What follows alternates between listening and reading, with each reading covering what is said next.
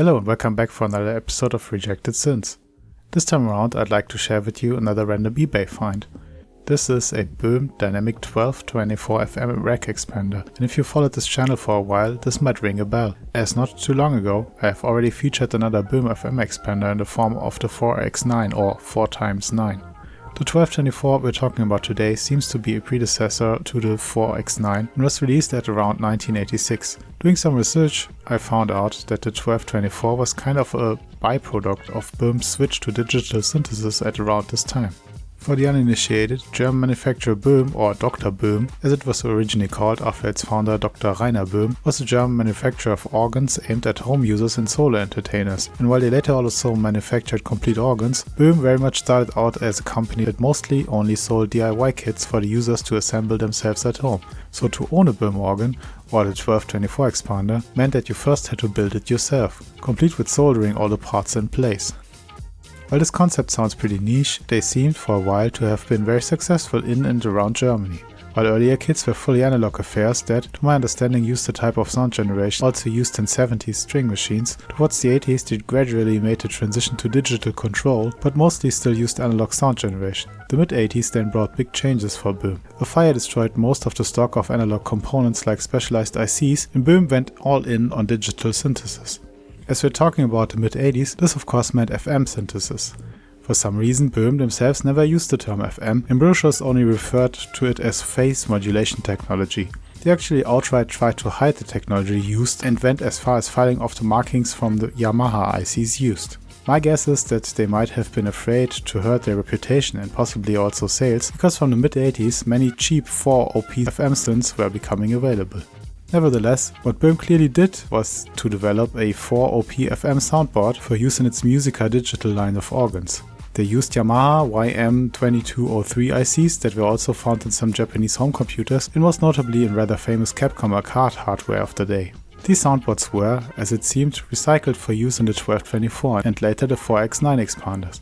Depending on the type of model you end up with, the 1224 comes with either 12 or 24 voices of polyphony, hence the naming, and might also come with another Böhm staple, the analog bucket brigade chorus effect that was used in many Böhm organs. Sadly, there's no way to tell you what you get from the outside. You have to flip open the hood and have a look at the insides. There should be 4 ICs labeled 213 center left and another 4 ICs here if you have the full 24 voice expansion. The chorus part is on the right, so as you can see my unit comes with only 12 voices and the chorus board. While it's a real pain to do this on the machine itself, the FM part is fully programmable and you can create and store 98 of your own patches on the machine. As the 1224 seems to have enjoyed quite a following, a number of editors exist that make programming the sounds a lot easier. We'll have a look at this later in the video. The 1224 is also multi-timbral. You can select one sound per MIDI channel, so 16 in total. Using it this way, the polyphony will be split between the patches. As some patches actually use 2 voices on a 12 voice machine, you can run out of voices quickly using this unit in multi-timbral mode. Before we listen to some of the presets, let's have a look at the unit itself. The front comes with a rather minimal array of buttons. On the left, these are marked with the numbers 0 to 9. These are used to select patches and input variables. There is a very basic 4-character display, some more buttons on the right side used for editing and setup of the 1224. To the very right, there's a nice big volume knob. On the back there is a connector for the power cable and a nice chunky power switch, 1/4 inch stereo outputs, a full MIDI trio, a foot switched socket to toggle between presets, a connector for the cassette interface that is unpopulated in my unit, and a very old school memory protect toggle switch. So let's fire this thing up and listen to some selected presets.